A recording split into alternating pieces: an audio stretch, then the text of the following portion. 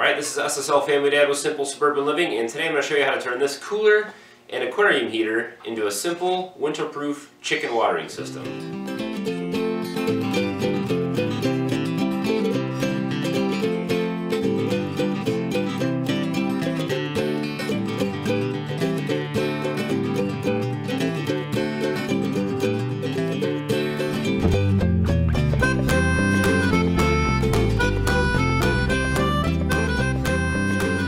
Okay, so we're starting off with this real basic little Coleman, made in America, very inexpensive. I think I got this one on Amazon for $10 on sale at the end of the summer season. This is just a 2-gallon, real basic little cooler. And so we're going to convert this into be the storage tank for the watering system. And then we're using this very low-powered 50-watt aquarium heater that just heats the water up and maintains it at about 78 degrees. So it's definitely warmer than we need to keep it, but I think with it being insulated in here and everything, this will work just fine. So we're going to convert this into a water tank system here. We're going to use these poultry drippers that I've used in previous watering systems, and I'll put a link at the top here to the initial video that I did when I built the watering system initially. So we're going to use these as the means of delivery to the chickens. So I'll kind of take you through here what we're doing to get started and to get this put together. Alright, so first thing we need to do is get this handle off. We don't need that. And then we're going to remove the little spigot here, which is actually upside down, but it just unthreads from the inside and then pulls out. And so this is that little piece. We'll save that in case we ever want to use this as a cooler again, I guess. But what I found with this cooler is that this is basically a 1/2-inch hole. It works perfectly, and I'm just going to be making my own kind of bulkhead adapter out of a threaded coupler fitting here and then a threaded male adapter. And so these will screw together on the inside of the cooler here. This just inserts right against this rubber seal that's in there already. If you can see that in there. This just threads right there, and then on the outside this basically just gets threaded in right here. It fits perfectly. And so I am going to use a little bit of silicone sealant around this just for some extra sealant power there, just to make sure we don't have any leaks. And we'll go ahead and get that put together. Even on these plastic fittings here, it's always a good idea to run some of this thread sealant tape or pipe dope or something like that. It actually helps the threads it does help seal them, but it also helps them kind of lubricate the fitting when you're screwing it together. It helps you be able to get it a little bit tighter.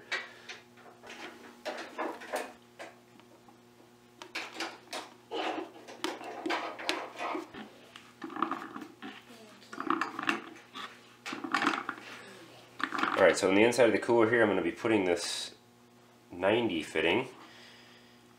And this is just going to make sure that the water level never drops below the level of where the heater will be. This heater is going to be at the bottom here. And so that way the water, outgoing water, there'll always be a few inches at the bottom. These aquarium heaters, they can't be unsubmerged or they'll burn up. So, alright, so coming out of the cooler here, I've got a threaded adapter, and I put a threaded male 1/2-inch to 3/4 inch fitting on here. So now I've got up to a 3/4 inch pipe, and then I'm going to add in a T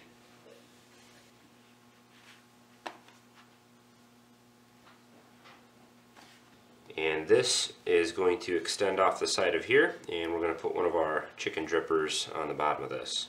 I'll show you how we're getting those installed. Alright, using 11/30 seconds drill bit here, we're just going to drill a hole in the bottom of this pipe here. Okay, I've done that for both of them here, and so then I'm just going to take a bolt that fits that hole and get some threads started in here.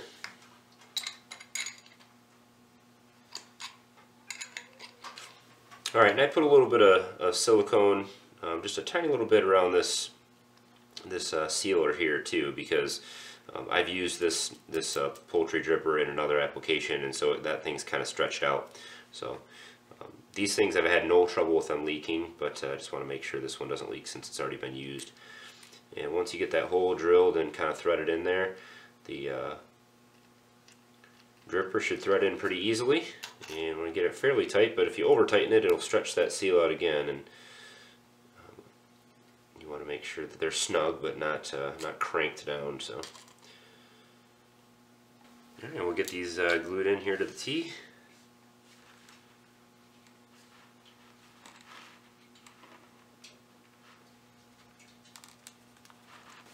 Okay, so this is also going to act as the fill pipe for this, so I don't have to cut any other holes in anything. And so I don't know if you can see from this angle, but basically this is going to head out the side of the chicken coop, and you'll be able to see this better once I get it installed. And so once I fill it, this is also going to act as an overflow to make sure that when I'm outside the coop filling this, that I don't overfill the jug and then have water spill out. Even with the top on, this might not be 100% sealed here, so this is going to act as an overflow and make sure that I never overfill it. Alright, next thing I'm going to do is just make a notch here for the cord to come out from the heater, just below the threads of the lid. Okay, so on our little heater here, I'm just going to put a dab of silicone on the bottom of this suction cup, and I'm hoping that that will kind of help hold this in place a little bit better than just the suction alone. And we're going to get this put in here somewhere near the center. Make sure that that suctions down in there real good. You don't want that thing floating around in here. And then we're going to feed the cord up out of the notch that we made. Should fit pretty securely out there. Okay, so I also bought some of this 3/4 inch pipe insulation that I've used for other projects, but basically I just cut a few holes in the bottom of it to accommodate the chicken drippers, and I'm going to insulate this pipe as much as possible. I want to hold as much heat in here as I can. It's a good idea just to use electrical tape or duct tape to seal this stuff up.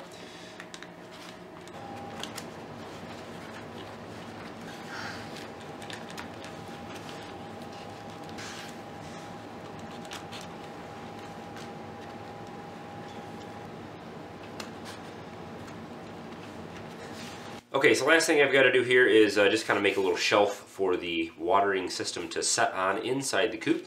I've got a couple scrap pieces of 2x4 here, and I'm basically going to notch this in and get this screwed in here with some nice long deck screws. So this will go between one of the joists on the wall of the chicken coop, and then this will be the shelf where the cooler will sit. So I'm going to go ahead and get this notched out and screwed together.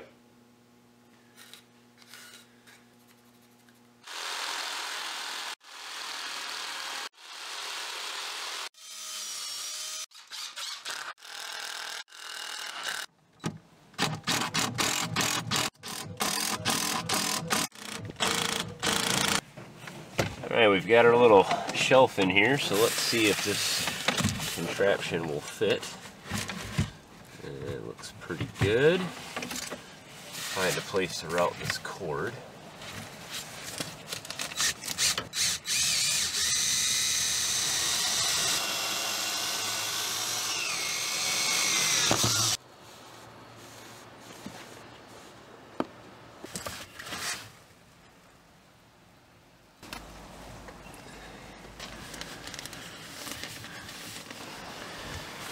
Alright, so I've got a couple attachments here that I'm going to be using on to fill this. Basically what I have here is just a 2-inch coupler on top of a bushing, and the bushing kind of makes a funnel on the inside of it, and it goes down to a threaded 3/4 inch fitting, which goes to a threaded 90. And this will screw right on the end of that, and I can use this to fill it, and again, kind of like a funnel. And then when I'm done filling it, I'll just screw the small little cap on the end of it here, which will you know, keep debris and that out of it. So the cap will just get screwed on. It doesn't have to be tight, just enough to keep debris out. And then this will get screwed on there, and then I can use that to pour the water in the top and fill it. Take that off, and I'm going to make a little mount or something to hang these from right here, so it'll be easy to get at. Just another view from the kind of outside of the chicken coop, but I think it looks pretty good. The only thing I'm worried about is the chickens will probably, they might perch on here or climb up there. I don't know if they will or not. They seem to like this lower perch anyway, but hopefully they won't make too much of a mess of it. The nice thing too is that the chicken drippers here are over my clean out pan now, and so any drips that will come down will be in that clean out pan, and so I won't have to worry about them making a mess of that. And so this is where I have it plugged in. I have a cord that runs back out the back outside of the coop there, and I've got one of these thermostatically controlled outlets, and I'll put a link to this in the description. These have been real popular with other people as well. But basically what this does is this only allows, the outlet only becomes active when the temperature drops down to 32 degrees, and then it stays active until the temperature gets up above 44 degrees, I believe. And so this is just kind of an extra energy saver. I don't really care about heating the water if it's, you know, 50 degrees outside. I shouldn't need to do that. So this will shut the power off if it's, you know, over 45. And if it drops down below 40 or 32 degrees, this kicks on, and then the heater will heat up, keep the water from freezing overnight, and then during the day when it's warmer, again, this will kick off. So just another way to save a lot of energy. You know, last year I spent a lot of money with the heater I had set up in here and the heat lamp and all that. And so I'm really trying to find ways to cut costs this year. So just a different view of the kind of the bottom of it and the little shelf that it's sitting on, and the chicken drippers there sticking out the bottom. Every year someone asks me how high these are off of the floor. In this case, since my chickens are full grown, this is about 22 inches off of the floor, between 22 and 24, just depending on how much bedding I have in the bottom. And so for adult chickens, this seems to work really well, especially this will reduce drips. If you put them too low, they tend to kind of reach and crane their neck underneath them, and half of the water ends up on the ground. The higher you put them, so they have to reach up and the water drips straight into their mouth, the better off you're going to be and the less cleanup you're going to have.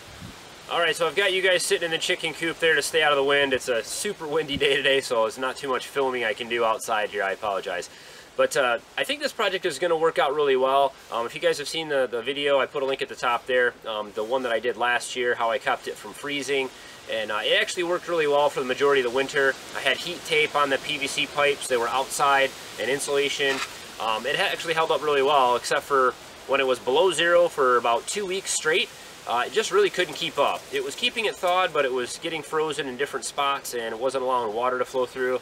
And so I ended up having to discontinue use of it last year, and just had to bring a water out here, which was a big pain in the butt to have to fill it every day and deal with cleaning it out in the middle of the winter. So this, I think, is going to work out a whole lot better. I'm really happy with it's nice and compact back there in the corner. I think it's going to work out a lot better inside the coop and keep the drips off the back wall. I had problems with that before, so that any splashes will fall right into my clean out tray, and I'll be able to clean that out a few times this winter at least. So, but I'm really happy with how it turned out. So I will keep you guys updated and do a follow-up video on this after we get deep into the winter, and I've got a good solid week or two of below zero or below 10 degree temperatures, and so I can tell you guys if it held up to the extremes. That's really what I'm looking for, is something that will hold up to any temperatures. I also really want to focus on reducing energy consumption, like I mentioned earlier, and so I think this is going to save a lot of money this way. The 50-watt aquarium heater is very low power. If that thing has to run 24/7 in the dead of the winter, it's only 50 watts. It's like leaving a light bulb on. It's not that bad at all. So I'm not going to use the heat lamp in here again this year unless I absolutely have to, and so that's going to save energy as well. And so as always, I'll keep you guys updated on the progress of this, and if the thing freezes and cracks and breaks or leaks or something crazy happens, I'll let you guys know how that goes as well. Sometimes these things don't work out, but I have a feeling this is going to be a good little watering system. So as always, guys, I'd love to have you follow along. If this thing does break or crack or we have problems with it, and most of the time I update on Twitter and Facebook and Instagram and Pinterest and those types of things. Facebook and Twitter probably mainly. And so if you kind of want a sooner update on this thing or any other projects that we do, subscribe to those and like our Facebook page and follow us on Twitter and that kind of stuff, and you'll get up-to-date information that way as well. So. But hit a thumbs up on the video, guys, if you have a minute. I really appreciate that. It makes a huge difference. And as always, guys, thanks for watching. Have a good one.